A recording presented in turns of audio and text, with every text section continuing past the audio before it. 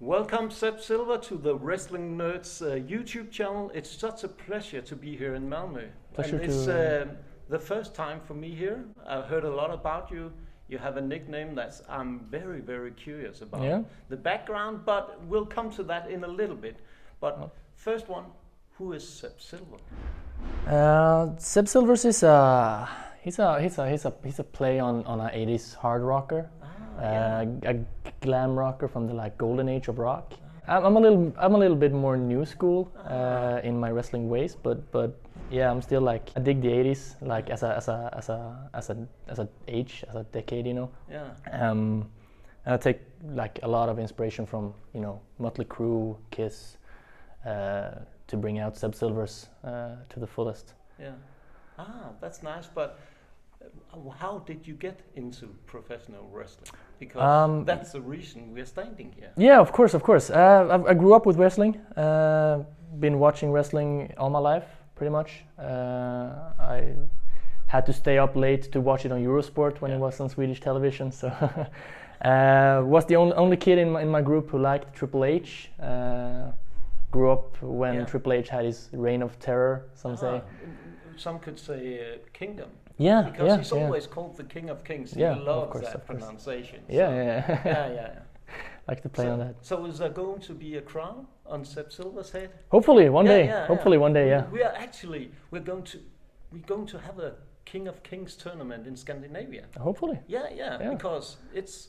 Yeah, it should be a kingdom in one way or the other. So well, maybe Body Slam could come and you at the Swedish, but I know there's a lot of bad blood in some ways and between some of the wrestling promotions. So probably it'll be quite a challenge. But no. I mean, I've been in the game quite a short while, and I haven't really. I know there's been bad blood before, but I'm trying to open doors between everybody. That's good. Yeah, just to people that haven't been here for a while. I've brought back. Try to make contact with and try to bring back people that haven't been here for a couple of years, like Hangman, for example. Exactly. He haven't been in Swedish wrestling for 5 to 6 years, and I managed to talk to him, and bring him here, and we've created magic since then. Yeah, you really do. But now we're going to have the $1,000 question because your nickname Supernova. Yeah. Is why and how did you came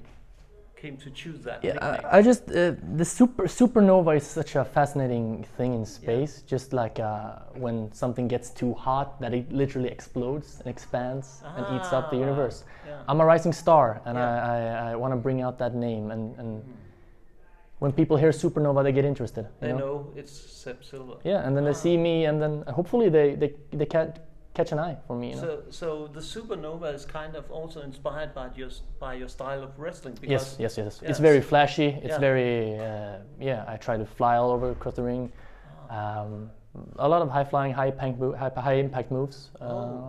That's very good because could it be a little bit inspired by Rey Mysterio or something? He has that lot of flying around. Yeah, no, like I said, lot more new school. New school, okay. Yeah, so who's your inspiration in the new? Because we have AEW, which I see on your shirt. So I could probably think a little bit about this. Might someone from there? Yeah, Sammy Guevara. Sammy Guevara is I'm a huge fan of Sammy Guevara. He's amazing. I also look a lot on New Japan, and they have a bunch of great high flyers from there. Will Ospreay, amongst others. Ricochet, also he's amazing high flyer. Yeah.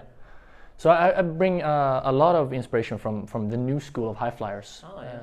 But I've watched Rey Mysterio and I've watched Eddie Guerrero.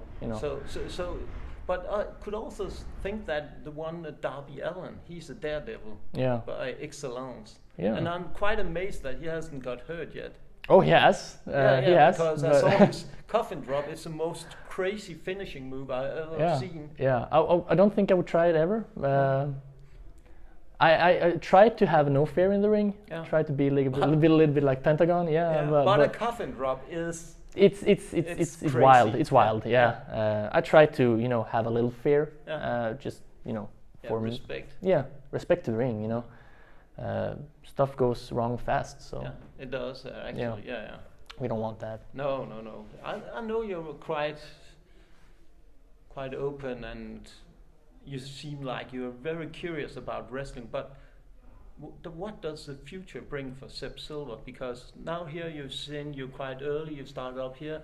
Are you going for a belt? Because we see Lobo is hanging on to something here. Yeah. I faced Lobo for the belt last show, but it was back-to-back match. I just went 15 minutes with Lunico. Oh. So it was tough. I didn't come up with the win, obviously. Hopefully there's a belt in the future. Trying to expand my horizons. I've been to Stockholm. I was gonna be in Denmark, but pandemic and stuff happened, so I couldn't be there. But hopefully future bookings in Copenhagen and rest of Denmark and other places. Sky's the limit. Hope to see you in Denmark. Sky's the limit. I would enjoy to see you in Denmark because it will be such a joy to experience you tonight. Yeah. But as I was early on, I was talking with Alice Inc. and the question that's also come to mind: if you could choose a dream match, which wrestler would Seb Silver face? There's so many. I would love to go against Triple H. Just because I admire that man so much. He has a great mind for the business and a great wrestler. New school wrestlers, I would love to face Jay White. Oh yeah. Jay White is probably the best bad guy I've ever seen in a wrestling ring. Yeah, he is. The switchblade. Very, very punchable face. Yeah. Yeah, he is. Yeah. I would love to go against Jay White. Sammy Guevara also, Yeah. Oh, well, that could be quite an interesting match. Yeah. So there's a lot of people I would go to, but Shinsuke Nakamura. Ah, yeah. He would mess me up. Yeah. But it will be interesting. It would be a fun match. He would mess me up. Yeah. He will. Nakamura, AJ Styles, Guevara, Jay White. There's a plethora of people I would go against. Yeah, Nakamura. Yeah. He was the one who actually brought me into New Japan and Japanese wrestling in general. Saw his match against Kota Ibushi at Wrestle Kingdom, and I was like, "Ooh, I'm hooked." Yeah. You could watch that stuff on and on and on. Oh yeah. I actually went to Japan 2 years later, and I went to Wrestle Kingdom. Okay. It was cool. Got to see all of the people. I got to see Kenny Omega. Kenny Omega. Oh yeah. I would go against Kenny Omega, of course. That guy is one of a kind. Wrestling machine. He's so unique. Yeah, one of a kind. He gets a lot of shit from a lot of people, but he's a wrestling machine. If you ask me, I think he's the best pound for pound wrestler. Oh yeah. The best barf machine. He can do anything. He can go for hours.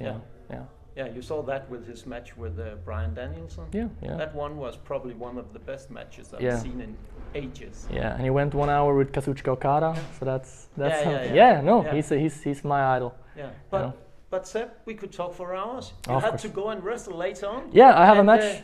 Thank you so much. Oh, thank you for having me. Yeah, really fun. No problem. It's been a pleasure. Yeah.